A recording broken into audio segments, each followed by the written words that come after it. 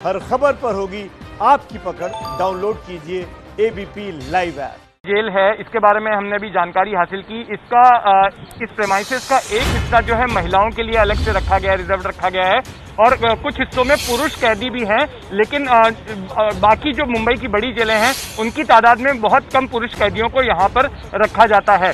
तो महिलाओं के लिए या अंदर विशेष महिला पुलिसकर्मी जो जेल कर्मी होती हैं वो यहाँ पर मौजूद हैं, लेकिन इसके अलावा कोई अलग से इंतजाम नहीं है। जैसा कि रणवीर आपको प्रक्रिया समझा रहे थे कि जब एक बार कोई कैदी आता है नया जेल में तो किस तरह से उसको एक क्वारंटाइन बैरक में पहले रखा जाता है और उसके बाद में फिर उसको रेगुलर बैरक में रखा जाता है। लेकिन मुझे लगता है कि आज कुछ ही देर बाद जो है एनडीपीएस की कोर्ट में इनकी जमानत की अर्जी दाखिल कर दी जाएगी और जमानत पर दोनों ही पक्षों में बहस होगी। हो सकता है कि सेशंस कोर्ट इस मामले में आज फैसला सुना दे या फिर 1 या 2 दिन का समय भी ले सकता है।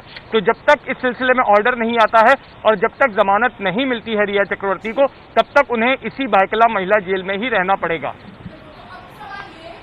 14 दिन जेल में या फिर जमानत, इस पर सवालिया निशान। ये रिया चक्रवर्ती की तस्वीर आज की, जब वो निकल रही थी जेल जाने के लिए और कहा यह जा रहा है कि रिया का खेल खत्म, रिया पहुंची जेल। जी हां, सलाखों के पीछे रिया चक्रवर्ती पहुंच चुकी है। इस वक्त की सबसे बड़ी खबर, रात रिया चक्रवर्ती की कटी थी एनसीबी के लॉकअप में और अब सुबह एनसीबी ने रिया चक्रवर्ती को भायखला जेल पहुंचा दिया है। आमतौर पर होता यह है कि जब किसी आरोपी को जेल लेकर जाया जाता है तो फिर उसका पहले मेडिकल टेस्ट कराया जाता है, लेकिन क्योंकि रिया का मेडिकल कल ही हुआ है तो वही रिपोर्ट यहां पर लगा दी जाएगी। इसके बाद रिया चक्रवर्ती को दाखिल कराया जाएगा। क्या कुछ होगा जेल में, विस्तार से समझने के लिए यही भायखला जेल के बाहर मौजूद है मेरे सहयोगी रणवीर। जितेंद्र दीक्षित पल पल का अपडेट हमें दे रहे हैं। पहले रणवीर के पास आपको लेकर चलते हैं। रणवीर, विस्तार से बताइए जेल में क्या क्या होगा।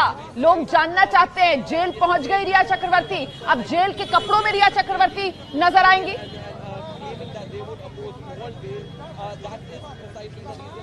देखिए, जेल तो जेल है और जेल के जो नियम हैं उनके बारे में पहले बात कर लेते हैं। जैसा मैंने पहले भी बताया कि सबसे पहले यहाँ पर मेडिकल कराए जाने का नियम है। कोई भी जब जेल पहुंचता है तो पहले मेडिकल होता है, लेकिन चूंकि कल ही गिरफ्तारी के तुरंत बाद सायन अस्पताल में रिया चक्रवर्ती का मेडिकल कराया गया था, इसलिए उसी मेडिकल रिपोर्ट को यहाँ पुलिस वाले जेल प्रशासन को सौंपेंगे। ये भायखला जेल है और जेल प्रशासन को रिपोर्ट सौंपने के बाद जेल के जो डॉक्टर हैं वो उसका मुआयना करेंगे और जैसे ही वो मुआयना करके उस रिपोर्ट को ओके कहेंगे तो जेल प्रशासन आगे की कार्रवाई शुरू करेगा, यानी दाखिल करने की प्रक्रिया।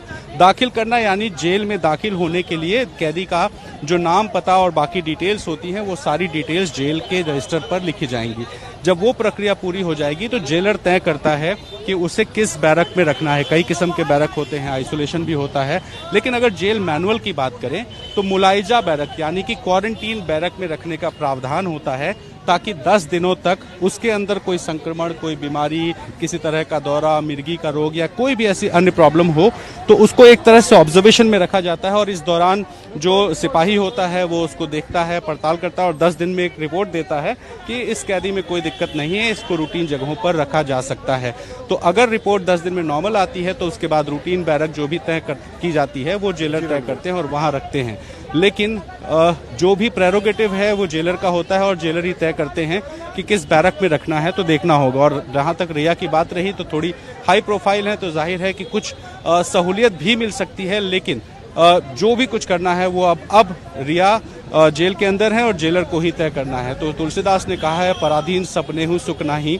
तो यहाँ तो जेल है तो मुश्किलें तो होंगी और मुश्किलें लगातार बढ़ती जा रही हैं, तो बहुत ज्यादा बढ़ गई हैं दिक्कतें। जी बिल्कुल, अब ये चाहे हाथ कितना भी हिलाया जाए लेकिन जब पराधीनता स्वीकार करनी पड़ती है तो उसके बाद ही उसका एहसास होता है। हम हमारे सहयोगी अजय दुबे भी हमारे साथ हैं जो लगातार एनसीबी के दफ्तर से भायखला जेल तक रिया के साथ में थे।